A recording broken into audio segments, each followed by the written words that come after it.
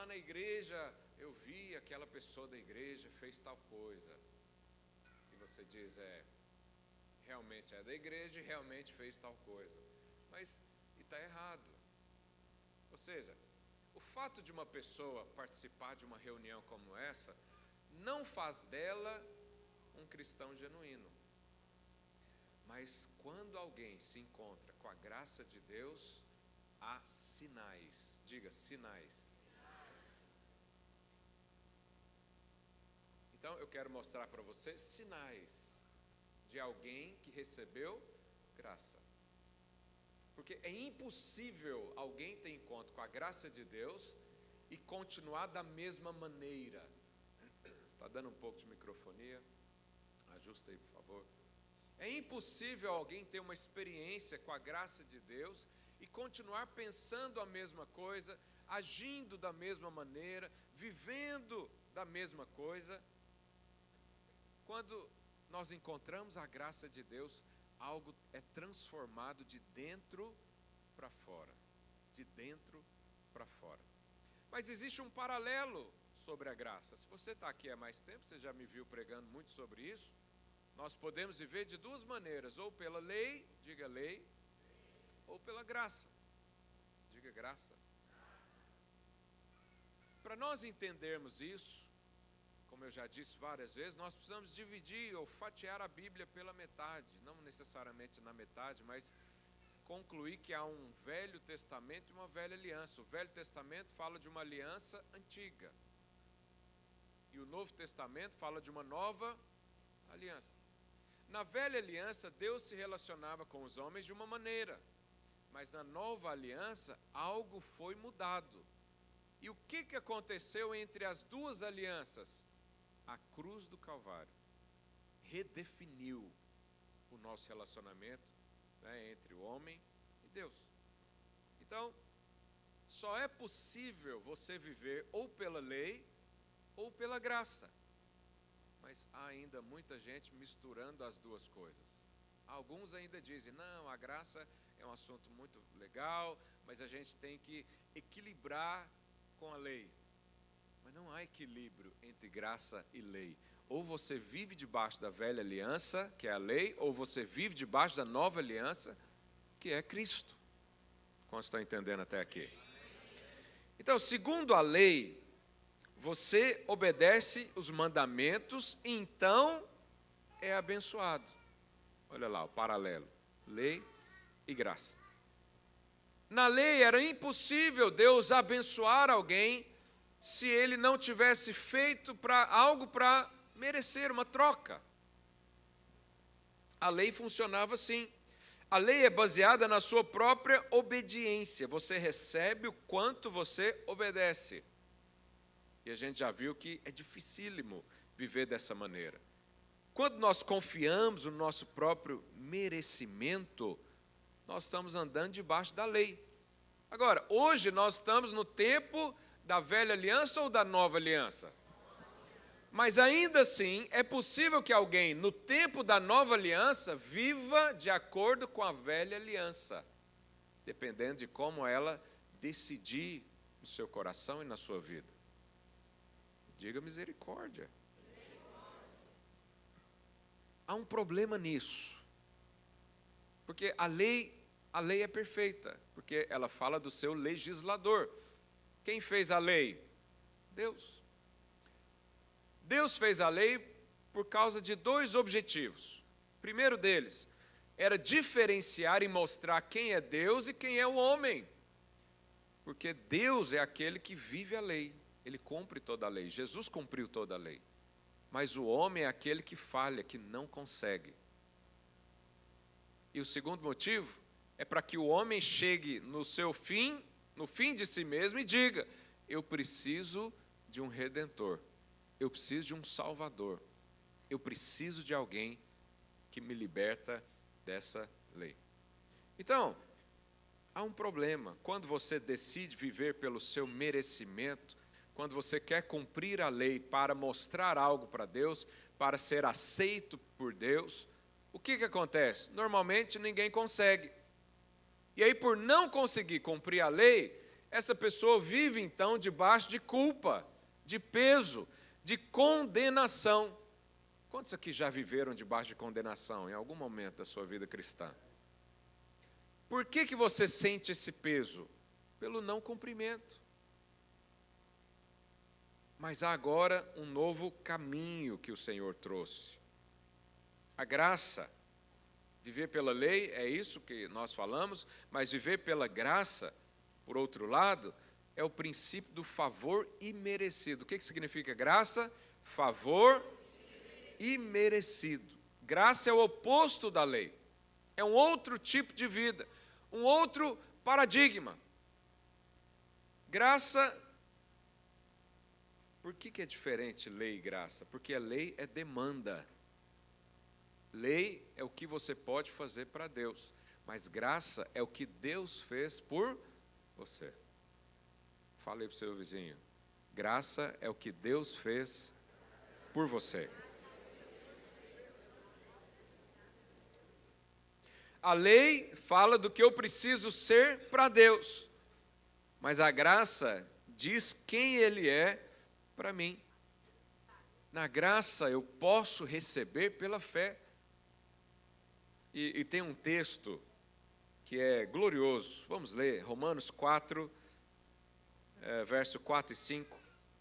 Olha o que a Bíblia diz. Ora, ao que trabalha, o salário não é considerado como favor, e sim como...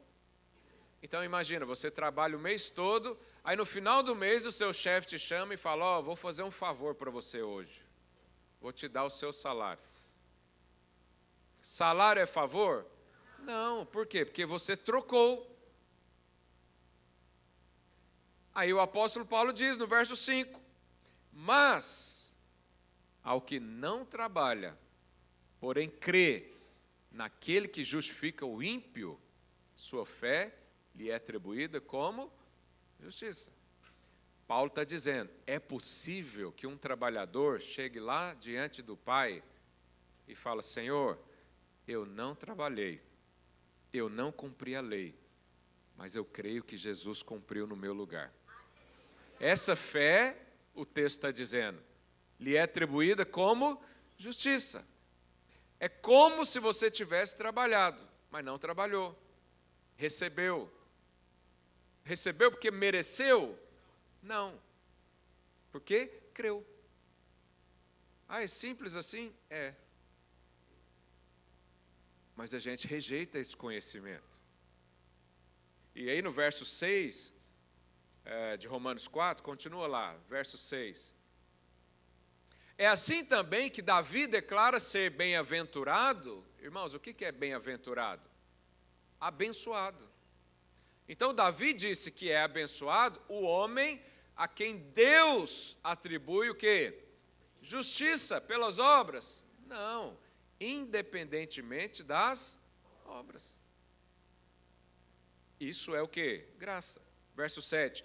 Bem-aventurados aqueles cujas iniquidades são perdoadas e cujos pecados são cobertos. Bem-aventurado, verso 8, o homem a quem o Senhor jamais imputará pecado. Como é que é isso? Está um silêncio hoje, não sei se é porque você está pensando, ou se você não está... Deus está falando que eu e você somos abençoados, porque Ele jamais imputará pecado em nós.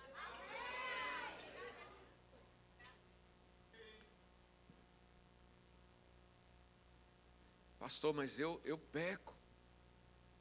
Pois é, mas Jesus na cruz pagou por todos os pecados. Não, mas eu quero pagar o pecado. Pode pagar, mas Deus não cobra. Mas e as consequências? Ah, a consequência tem. Isso é normal. Mas diante de Deus, o seu nome lá está limpo. Por quê? Porque você foi feito justiça de Deus em Cristo Jesus. Isso é o homem abençoado a quem Deus atribui justiça. Deus é quem disse, você agora é justo. Ah, pastor, mas eu não sinto que eu ainda estou justo. Pois é. Então você tem que decidir pelo que você vive, pelos sentimentos ou pela fé. Ou você crê que é, ou não crê. Não, mas eu quero sentir que eu estou justo. Então cumpre toda a lei. Em todo tempo, sem errar nenhuma. Não, pastor, mas eu cumpro a maioria. Não, Tiago diz que se você erra num só preceito, você é culpado da lei toda. Ou você cumpre toda a lei, ou não é justo. Esse é o caminho da velha aliança. Mas na nova aliança, Jesus cumpriu tudo no seu lugar. E agora o que nós somos? Justos. Mas você sabe, o inimigo quer que você não creia nisso. Porque quem não se enxerga como justo, vai aceitar coisas que os justos não fazem. Presta atenção nisso, isso é tão importante. Se você se considera impuro, você vai aceitar viver na impureza. E o diabo é mestre em querer trazer esse conhecimento. Pelos sentimentos. Eu não sinto, eu não vejo, eu não... Mas se você declara, eu sou justiça de Deus em Cristo Jesus, então o que você vai viver? Coisas justas. Porque esse é o seu lugar. Quantos estão entendendo até aqui? Aleluia. Agora parece que a coisa está... Mas pastor, eu não trabalhei. Pois é, o Filho trabalhou por você. E te deu salário. E fez uma troca. Nós chamamos a troca do Calvário. O que é a troca do Calvário? Ele se fez pecado no seu lugar para que você fosse feito justiça de Deus no lugar dele. Pastor, mas como é? Eu vou fazer um parênteses, não está na palavra agora, mas só um parênteses. Como é que você se tornou pecador? Há um erro comum das pessoas acharem que elas se tornam pecadoras quando elas cometem o primeiro ato de transgressão, o primeiro pecado. E eu te falo que é logo cedo, porque os bebês são terríveis. Pensa num ser ignorante, cheio de pecado, egoísta, o que mais? Agressivo. Todo bebê é um homicida em potencial. Se ele tivesse uma faca na mão aquela hora que ele pega no seu pescoço, já era. O salmista diz que ele foi concebido na transgressão. Você nasceu com o pecado. Agora, me pergunta, por que eu nasci no pecado? Pergunta aí. Porque Adão pecou. Ah, quer dizer que Adão pecou e me deu a natureza do pecado? Sim. Quando você chegar lá no céu, você acerta as contas com ele. Então é possível que alguém peque e isso atinja a minha vida? Sim. Essa é a única maneira. Você nasceu no pecado. Você não precisou pecar para ser pecador. Da mesma forma que você também não cumpriu toda a lei para se tornar justo. Jesus cumpriu no seu lugar e por causa dele você é justo. Aleluia. Essa é a lógica bíblica. Essa é a lógica bíblica. Enquanto você então permanece na graça, o favor de Deus e as bênçãos de Deus são liberadas a você. Mas é preciso permanecer. Coloca aí a imagem, a segunda imagem. Presta atenção. Lei e graça tem tudo a ver com essa imagem. As maldições, por exemplo, que são derivadas da lei, porque maldito é aquele que não faz, não obedece, não cumpre. As maldições estão por aí, mas há um lugar de bênção. E esse negócio ficou bem no... Olha aqui, as maldições estão por aí, mas debaixo da nova aliança há bênção. Um crente na nova aliança pode andar debaixo de maldição? Pode, se ele sair do lugar da bênção. É Deus que manda maldição? Não. A maldição é consequência do não cumprimento da lei. Mas Jesus já cumpriu no seu lugar. Então, se você está vivendo debaixo de maldição, é porque você decidiu sair daqui e ir para lá. Então, fala aí para o seu vizinho, viva debaixo da bênção. Vou explicar mais sobre isso. Porque quando nós tentamos merecer a bênção de Deus, quando nós tentamos chegar diante de Deus para fazer uma troca, nós estamos saindo desse lugar da bênção e entrando nesse lugar aqui de maldição. Eu não sei você, mas eu quero ficar ali. Aqui é quem vive pela fé. Então nós precisamos escolher. Mas como é que... Eu sei que às vezes a gente fala que todos os pecados foram perdoados e alguém pode pensar, então eu posso viver uma vida assim desregrada e está tudo bem. Diante de Deus, sim, que a dívida não volta. Mas há consequências, como eu falei. Mas como é que a graça de Deus faz com que você vença o pecado, por exemplo? A graça não é autorização para pecar. É poder de Deus para vencer o pecado. Quantos aqui já tentaram vencer o pecado na sua força? Virou o ano, você fala, esse ano agora de 2025, eu largo esse negócio.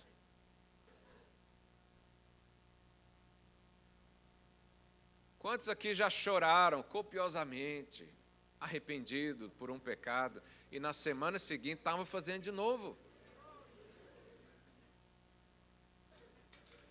Na sua força, é praticamente impossível viver toda a lei. Então, seria muito impossível também Deus abençoar você porque você cumpriu alguma coisa. A bênção de Deus, primeiro que Ele é rico demais para vender para você. E você é pobre demais para comprar. Então, a única forma de você viver uma vida em abundância é quando Ele te dá. E você recebe.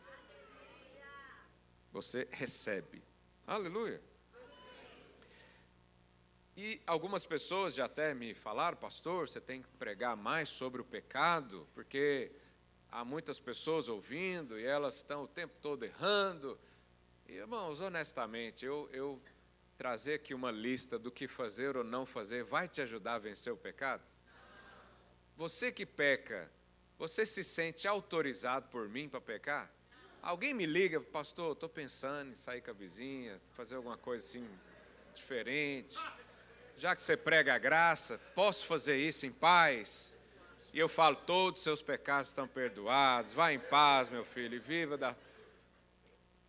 É uma tolice pensar assim.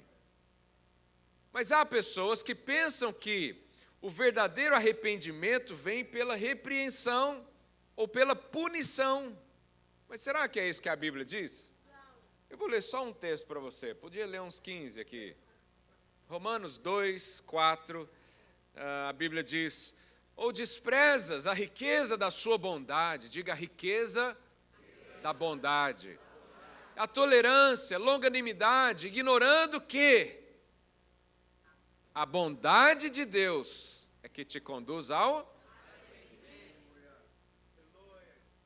Mas tem crente que pensa diferente, que ele acha que a severidade de Deus é que conduz ao arrependimento. Não, mas você sempre pensou assim e sempre viveu no pecado. Mas quem recebe graça, ele recebe provisão para vencer o pecado. Então, você pode escolher, ou vive debaixo da graça, ou vive debaixo da lei. Por exemplo, se vier uma tentação de alguém roubar alguma coisa, aquele que vive debaixo da graça, ele sabe, eu sou muito amado por Deus. Quantos vivem debaixo da graça de Deus? Fala aí para o seu vizinho, você é amado. Então, quando ele tem uma tentação de pegar algo que não é dele, ele lembra, eu posso pedir o meu pai. Meu pai é rico. Passou um carro, o pastor Luiz falou, Senhor, pode ser esse aí. Olha que coisa. Para que eu vou ficar desejando o carro do outro? O casamento está ruim, o que eu faço? Escolho outra pessoa? Não, ora e pede a Deus para que o casamento volte a ser o que era. Para que você volte à lua de mel. Amém? Júlio está aí, vocês vão ver. Há coisas incríveis reservadas a esses casais. Então, quando você anda debaixo da graça, o resultado é integridade, santidade, mas de verdade. Não é a lei que muda isso. Porque se a lei pudesse mudar o homem, Deus vinha e fazia uma nova edição, lei 2.0, e continuava. Mas o escritor de Hebreus diz que a lei, ela não pode aperfeiçoar os seus ofertantes. Qual que é o problema da lei? A lei é perfeita, o problema é que eu e você não conseguimos viver. Mas debaixo da graça há uma provisão, diga provisão. Para tudo que nós precisamos, para tudo. Há uma história, uma criança, o pai dela tinha um supermercado, e ela passou lá à tarde, e foi lá na prateleira dos chocolates, pegou um chocolate escondido, mas tinha um irmão vendo. E como todo bom irmão faz, né? Vou contar para o pai. Contou para o pai pegou o menino pela mão, sentou ele numa cadeira, falou para ele, fica sentado aí, pensa no que você fez, à tarde nós vamos conversar. Como é que foi o dia daquele menino? Meu Deus. Ele pensando em todas as consequências. Nunca mais na vida vou comer chocolate. Aí, para surpresa dele, no final do dia, o pai vem com a caixa de chocolate, põe na mão dele e fala, filho, você não precisa roubar. Pede que eu te dou.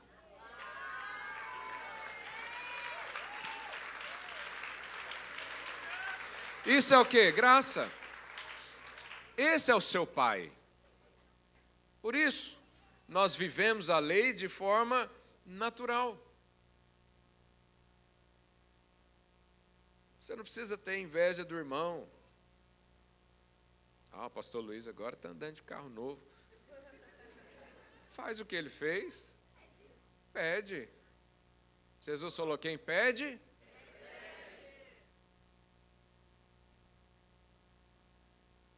Aí está um problema.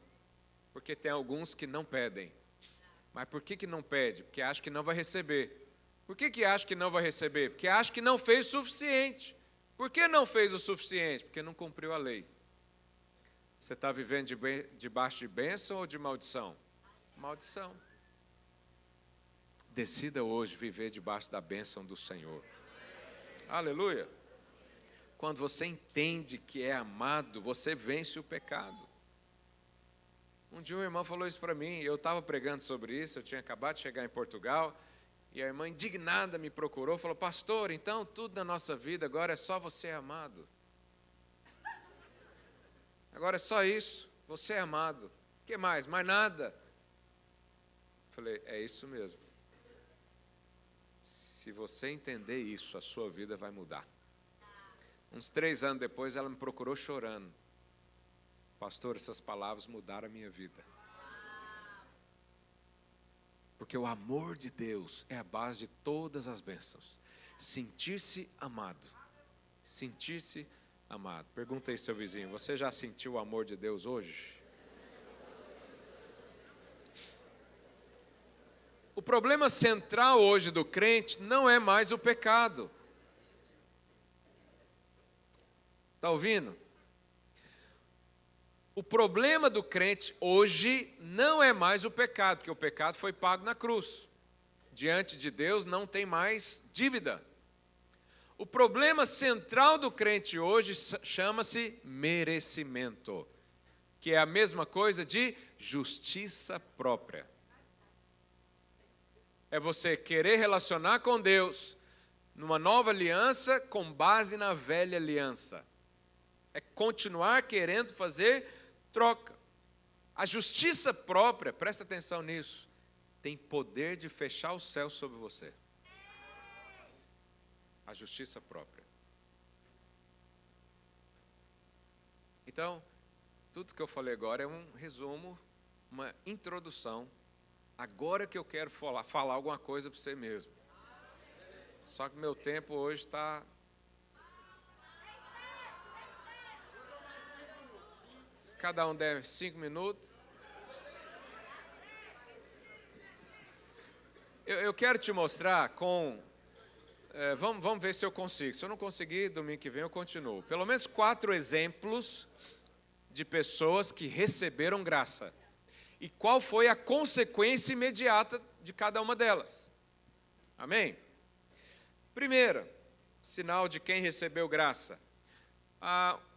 Um texto lá em Lucas 7:36 fala sobre uma mulher pecadora que veio ter com Jesus quando Jesus foi convidado para ir na casa de um fariseu. Coloca lá a imagem, por favor. Olha lá, Jesus está lá sentado à mesa e chega essa mulher pecadora, a Bíblia não diz quem é, com um unguento, né, que é aquele vaso ali, com um tipo de óleo, e começa a lavar os pés de Jesus com as suas lágrimas, e enxugar com seus cabelos. Quantos lembram dessa história? E aí, um fariseu chamado Simão, ele pensou, se esse Jesus fosse profeta mesmo, ele ia saber que aquela mulher era pecadora. Ele só pensou. Como Jesus conhece os nossos pensamentos, antes deles virem à boca, como o pastor Luiz diz, Jesus então respondeu para ele, Simão, eu entrei na sua casa, você não me deu nada para lavar os pés, você me desprezou. Era comum naquela época, era honra receber um convidado. Aliás, até os servos iam lá fora e lavavam o pé dos convidados. Por isso é que Jesus fez isso com os discípulos, porque ele veio para servir. E aí ele diz, essa mulher está aqui fazendo isso que você não fez. Mas aí no texto, lá no verso, Lucas 7,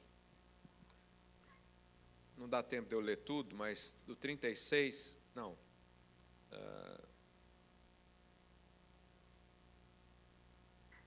Por isso te digo, vai lá para o 48. Não coloquei aqui qual que é, agora eu vou ter que adivinhar. Não, volta. Eu vou ler aqui, isso. Por isso te digo,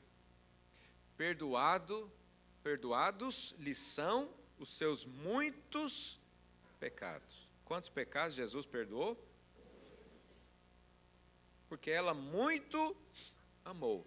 Há uma relação aqui que Jesus está fazendo entre muitos pecados e muito amar. Fica com isso aí na mente, a gente vai falar sobre isso. Mas aquele a quem pouco se perdoa, pouco. Então disse a mulher, perdoados são os teus pecados. Os que estavam com ele à mesa começaram a dizer entre si, quem é esse que até perdoa os pecados? É Jesus. Mas Jesus disse à mulher, a tua fé te salvou. Vai-te em paz. Na vida cristã, tudo é sobre amar a Deus. Amar a Deus. E você vai em todo lugar, em todas as igrejas, prega-se isso. E os pastores têm um desejo forte que as ovelhas amem a Deus. E às vezes a gente dá palavras duras e fala, se você não ofertar é porque você não ama a Deus, se você não vem aqui ajudar nos kids é porque não ama a Deus. E tudo vira uma justificativa, se alguém não faz é porque não ama a Deus. E de fato o primeiro grande mandamento é o quê? Amar a Deus, acima de todas as coisas, com todo o seu entendimento, com toda a sua alma, com toda a sua intensidade, em todos os minutos, em todos os dias. A grande questão é como amar a Deus? Como que eu vou amar a Deus? E eu já fui em lugares, me lembro, quando era adolescente, participava de vigílias, e o pregador vinha e falava: vocês não amam a Deus. O Espírito Santo quer trazer um quebrantamento para você amar mais a Deus. E a gente começava a chorar, mas não era um choro de amor, era um choro de condenação. Eu não amo a Deus. Meu Deus, sou um miserável. Sou mesmo. Mas pela graça, sou outra coisa. Mas aquele sentimento de não amar a Deus traz uma culpa, um peso terrível sobre nós. A lei diz isso: ame a Deus. Mas como que eu vou amar a Deus? Jesus resolveu esse problema. Ele amou você primeiro. E antes de falar agora, ame a Deus, ele está dizendo: sinta-se amado por mim.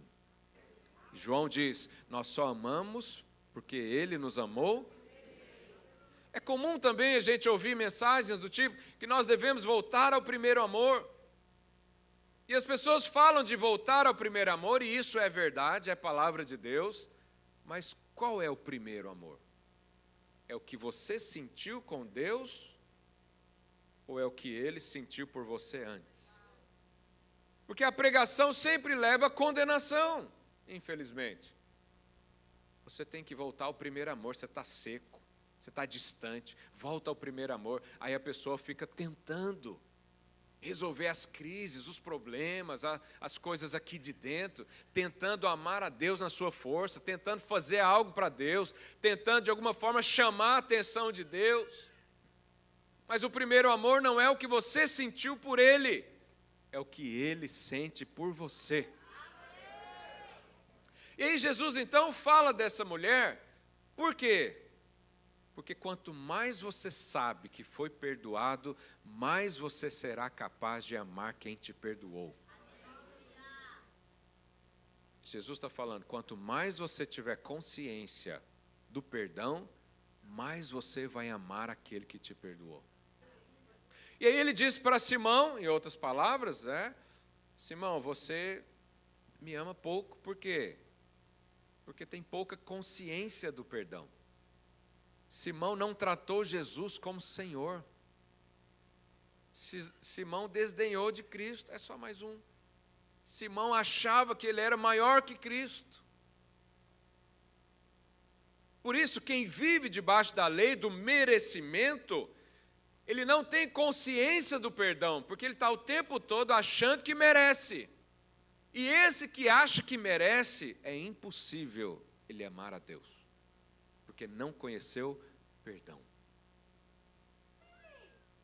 E aí Jesus fala: filha, a sua fé te salvou. Por que Jesus falou que aquela mulher foi salva? Para salvar então, para salvação era só lavar os pés de Jesus? Não. Mas aquele ato mostrou que ela recebeu graça no seu coração. E ela estava ali dizendo: é esse que perdoa os meus pecados, é esse que quitou toda a minha dívida, é esse que me dá a salvação, é esse que eu creio. Você sabe, quanto mais consciência de perdão houver na sua vida, mais glória de Deus, mais amor por Deus haverá. Pergunta aí ao seu vizinho, qual é o tamanho do seu perdão?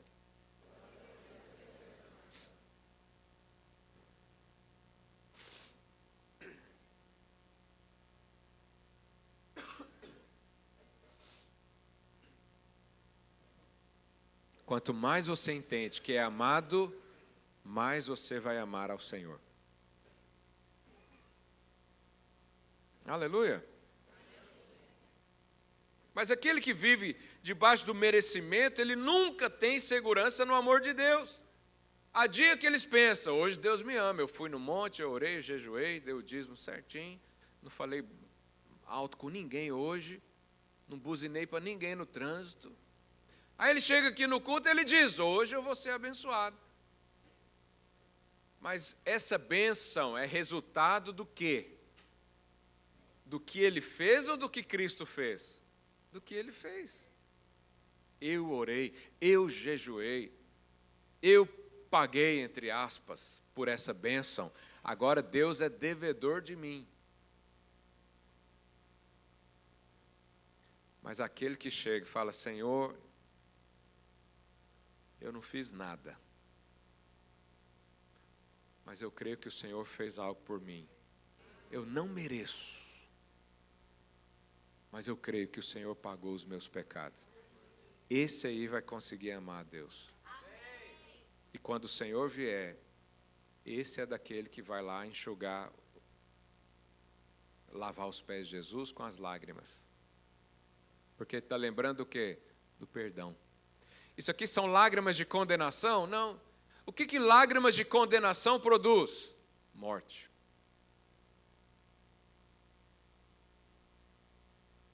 A lei vai produzir morte na sua vida.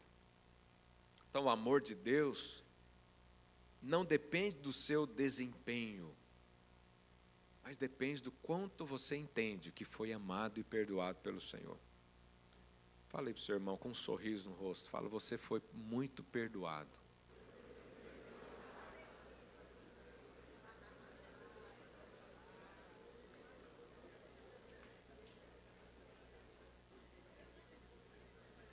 Aleluia!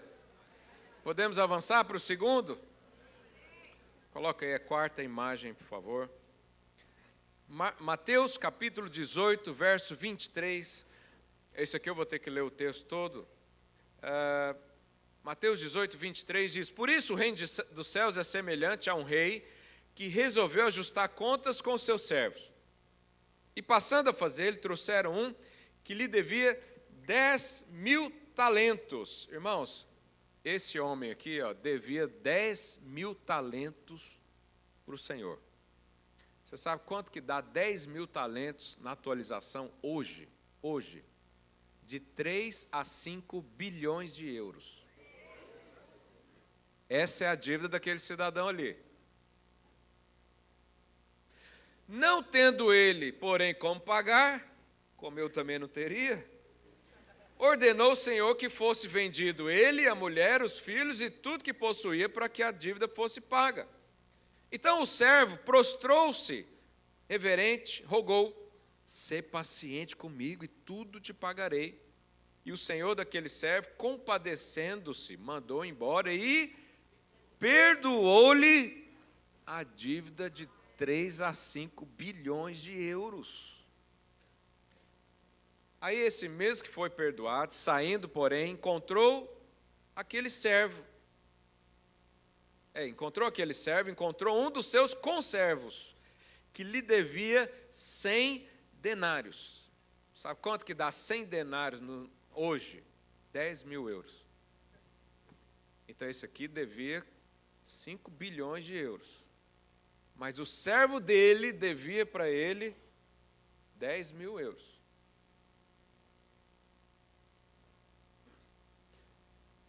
Agarrando, sufocava, dizendo: pagas o que deves. Então seu conservo, caindo lá aos pés, lhe implorava: sê paciente comigo e te pagarei. A mesma coisa, mesma história. Ele, entretanto, não quis. Antes, indo-se, lançou na prisão até que saudasse a dívida. Vendo os seus companheiros o que se havia passado, entristeceu-se muito e foram relatar ao Senhor tudo o que acontecera. Então o seu senhor, chamando, lhe disse: servo malvado, perdoei-te aquela dívida toda, por que me suplicaste? Não devias tu, igualmente, compadecer-te do seu conservo, como também eu me compadeci de ti? E indignando-se, o seu senhor o entregou aos verdugos, até que lhe pagasse toda a dívida. Assim também meu Pai Celeste vos fará, se do íntimo não perdoardes cada um a seu irmão. Então, o que está em causa aqui? Eu vou resumir para você que meu tempo já está pouco. Esse aqui foi perdoado e não quis perdoar. O que está por trás de não perdoar? É como se esse aqui falasse para o seu conservo: conservo, é o seguinte, eu fui perdoado, porque eu merecia. Mas você não merece ser perdoado. Então vai pagar a sua dívida. É isso que está implícito aqui no texto. E isso é o quê? Justiça própria, merecimento. Esse servo fez da graça do seu Senhor merecimento. Deus aceita isso? Não. A oração do Pai Nosso, o que Jesus falou? Se perdoardes os homens as suas ofensas, também vosso Pai Celeste vos perdoará. Se, porém, não perdoardes aos homens as suas ofensas, tampouco vosso Pai perdoará as suas ofensas. Um dos sinais que alguém creu na graça é que ele recebeu tanto perdão que ele simplesmente consegue perdoar. Mas se você deliberadamente diz, eu não perdoo, há sinais que mostram que você não entendeu a graça ainda. E você ainda vive por mérito, ainda vive por merecimento.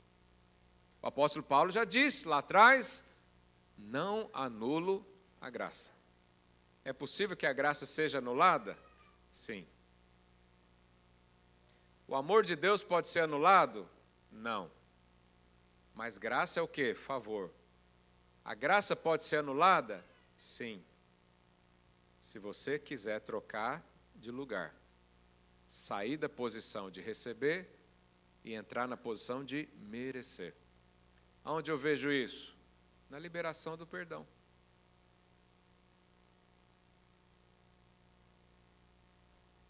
Há um silêncio na comunidade. Alguns estão aliviados, dizendo, ufa, ainda bem que eu perdoo sempre. Outros estão falando, meu Deus, o que será de mim? Mas quando é que eu vou conseguir perdoar mais as pessoas? Quanto mais eu meditar no meu perdão, no perdão que eu recebi de Deus. Esse aqui devia 5 bilhões. Como que alguém que deve 5 bilhões não perdoa o outro que deve 10 mil? Porque ele não entendeu o tamanho do perdão. No seu coração, ele achou que merecia. Achou que merecia.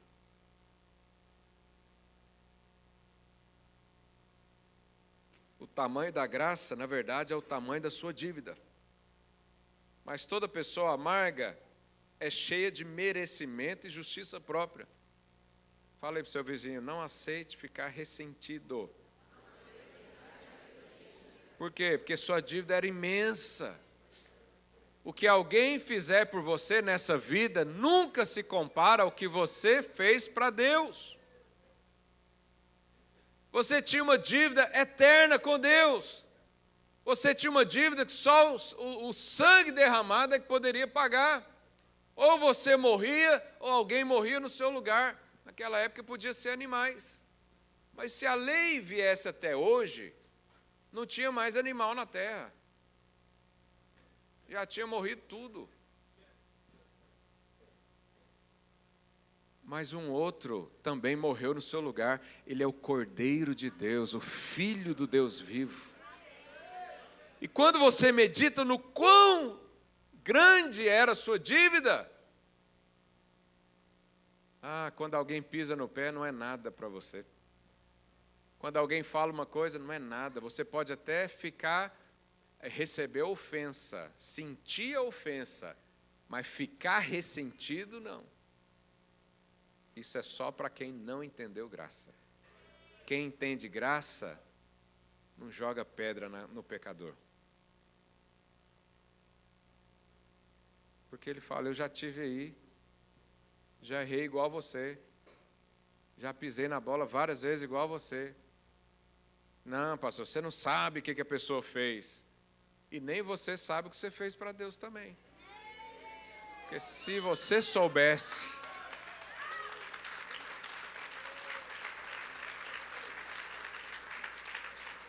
Se você soubesse o tamanho da sua dívida, todos os dias você entrava nesse lugar já chorando com as mãos para o alto, dizendo, aleluia. Hoje eu vim celebrar aquele que me perdoou. Você sabe, o diabo é legalista, ele ama discutir sobre merecimento. Ele ama colocar você na posição do tipo, eu mereço coisa melhor, eu mereço um elogio melhor, eu mereço uma posição melhor. Merece nada. Se Deus fosse te dar o que você merece,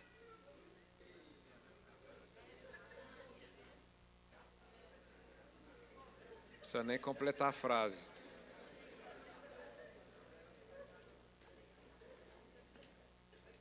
Vamos lá, terceiro exemplo. Estou acabando. Põe a imagem 5. A Bíblia conta a história de Zaqueu, um publicano, muito amado, entre aspas, pelos judeus, né? Ele recolhia impostos, e você sabe, quem trabalha com imposto, não, deixa para lá. Zaqueu estava lá, queria ver Jesus. Ele era pequeno, a Bíblia diz, de baixa estatura, subiu na árvore, Jesus o viu, falou o que para Zaqueu? Zaqueu, desce que eu vou entrar na sua casa. Zaqueu rapidamente desce, o Senhor entra na casa dele, Jesus começa a pregar e algo acontece. Algo acontece. Lucas 19,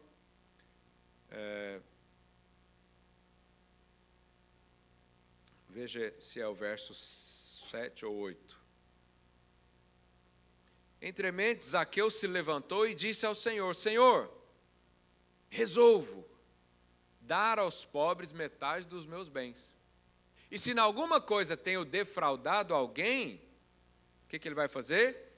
Restituo 4 vezes mais. Irmão, você acha que Jesus foi lá falar de dinheiro na casa dele? Não foi. Jesus veio anunciar o reino e a vida. Mas isso aí aconteceu. Restituir 4 vezes mais estava previsto na lei. Se você estudar a lei, não vai dar tempo de abrir com você, está lá. Então Jesus disse, hoje houve salvação nessa casa, pois que também este é filho de Abraão, porque o Filho do Homem veio para buscar e salvar o perdido. Presta atenção, Jesus falou que hoje entrou salvação naquela casa. A salvação entrou porque Zaqueu decidiu dar metade dos seus bens e restituir. A salvação foi por causa disso? Alguém aqui foi salvo porque você deu um dízimo, uma oferta? Ou porque você pagou uma dívida? O pregador falou, vai pagar primeiro, vai resolver sua vida, depois que você resolver tudo, aí você vem aqui e recebe a salvação. Não. Mas generosidade é um sinal de quem recebeu graça. Generosidade. Porque ele recebeu graça, ele percebeu Jesus. Engraçado, Jesus manda ele descer da árvore. Aquela árvore era uma figueira brava. A figueira, você sabe, você leu lá em Gênesis, que quando Adão e Eva se sentiram nus, eles pegaram folhas de figueira para cobrir a nudez. Folhas de figueira apontam o quê? O que eu posso fazer para resolver o meu problema. É isso que Adão e Eva fizeram. Mas lá no Jardim do Éden, Deus olhou para isso e falou, não, essa roupa que você fez é inadequada. Isso não resolve o seu problema. E aí Deus então matou um cordeiro, fez uma roupa de pele e os vestiu. Isso aponta para o quê? Graça. Eu é que vou resolver o seu problema. Zaqueu estava em cima da onde? Figueira. Jesus está falando, sai dessa justiça própria agora e vem receber graça. Aleluia. E quando recebe graça então, espontaneamente Zaqueu se tornou o quê? Generoso. Cumpridor da lei. Olha aí, você que acha que a lei é que faz a pessoa cumprir a lei, as ordenanças, não é. É a graça de Deus. Quanto mais graça houver na sua vida, no seu coração, mais obras de justiça você fará. Então, quando eu vejo alguém em luta para fazer uma oferta para missões ou para qualquer outra coisa, eu fico na dúvida, será que essa pessoa recebeu graça mesmo? Porque quem recebe graça é sempre generoso. É sempre. Pergunta aí, seu vizinho, você recebeu graça?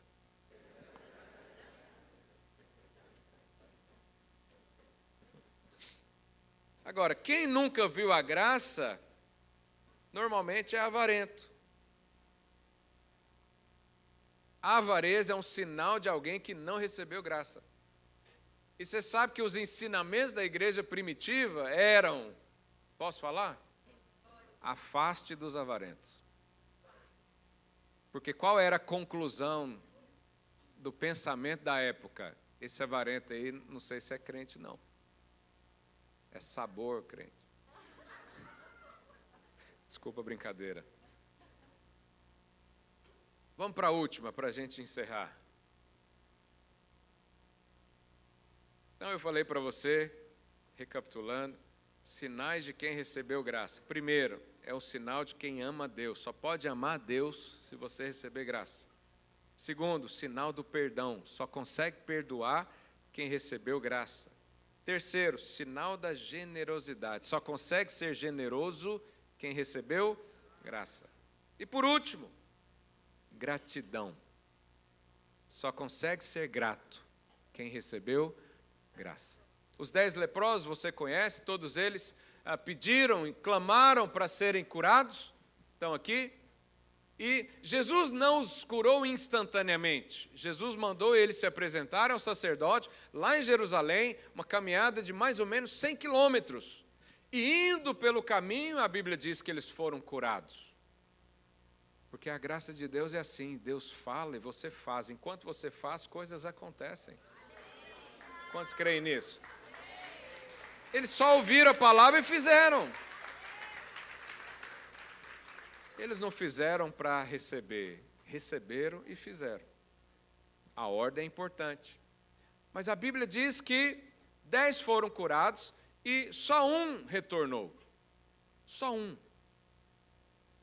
E para esse que retornou, não vai dar tempo de eu ler o texto, Jesus falou, não, eu vou ler.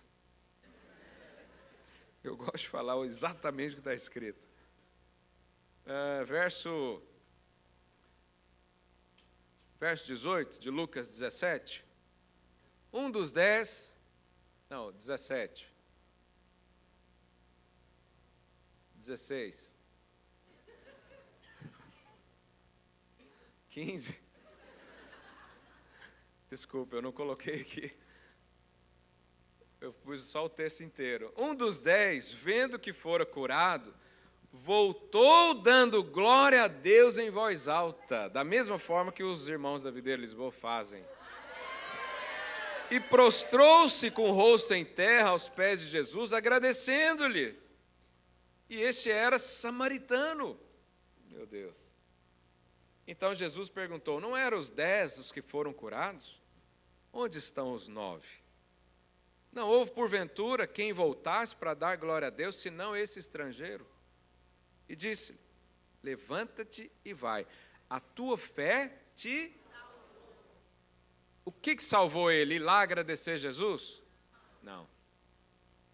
Mas ir lá agradecer Jesus mostrou que ele foi salvo. Por quê? Porque recebeu graça. Tem um detalhe no texto que não pode passar desapercebido. Jesus chama esse de estrangeiro. Lá diante da mulher cirofenícia, Jesus falou que o pão é para os filhos. Esse era estrangeiro. Qual sentimento estava no coração desse que era estrangeiro? Eu não mereço. Jesus nem veio para mim. mas eu posso receber se eu pedir. Isso é o quê? Graça. Quem recebe graça e sabe que recebeu graça, espontaneamente, ele é agradecido. Porque recebeu. Eu nem deveria estar aqui. A mulher, a Sirofenícia, falou: Senhor, mas Jesus falou uma palavra dura para ela. Eu não vou tirar o pão dos filhos e dar aos cães. E ela falou: Senhor, até os cachorrinhos comem das migalhas que caem da mesa. O que ela estava dizendo? Senhor, eu não mereço estar aqui diante do Senhor e pedir, porque eu não sou filha de Abraão. Mas você lembra que Paulo falou que quem é verdadeiramente filho de Abraão? Os de descendência são os judeus. Mas os da fé, ele falou, esses são filhos de Abraão. Zaqueu também Zaqueu era republicano. Também não poderia herdar a bênção de Abraão. Mas Jesus chamou. Isso é o quê? Graça de Deus. Quanto mais graça de Deus houver no meu coração, mais grato eu sou por tudo. É como se ele dissesse, eu recebi sem merecer. Não posso ir embora sem agradecer por isso. Não posso passar minha vida sem falar disso. Vou falar todo dia que eu fui salvo pela graça de Deus. Vou mostrar para os outros que se eu fui salvo pela graça, você pode ser também. Por isso falamos. Por isso somos tão expressivos. Por isso alguns aqui no louvor cantam até o irmão da frente ficar surdo. Eles gritam. Por quê? Gratidão. Eu nem deveria estar aqui. Nem sei porque o Senhor me escolheu. Eu não sei, mas estou aqui. Então vou louvar o Senhor.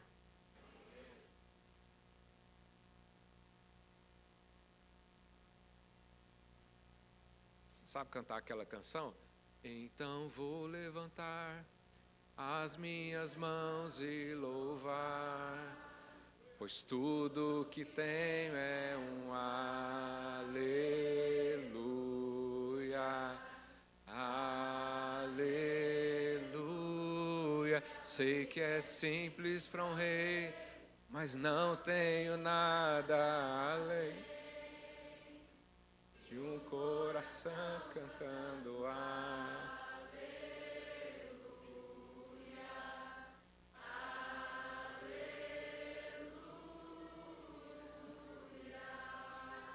É só isso que nós temos, é só um coração cheio de gratidão.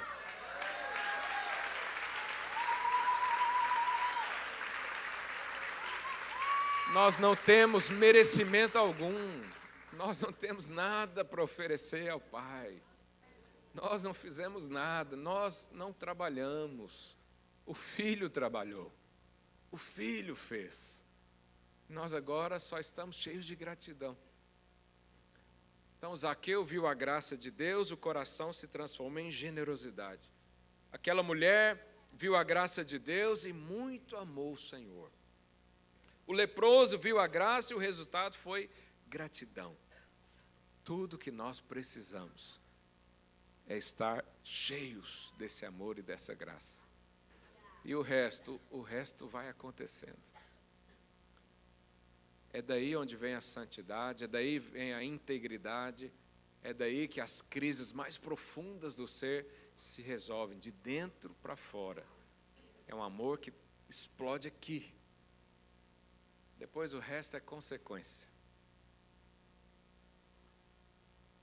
E você há sinais de graça na sua vida? Eu não falo isso para condenar ninguém. Eu falo é para que você busque mais ainda a graça do Senhor.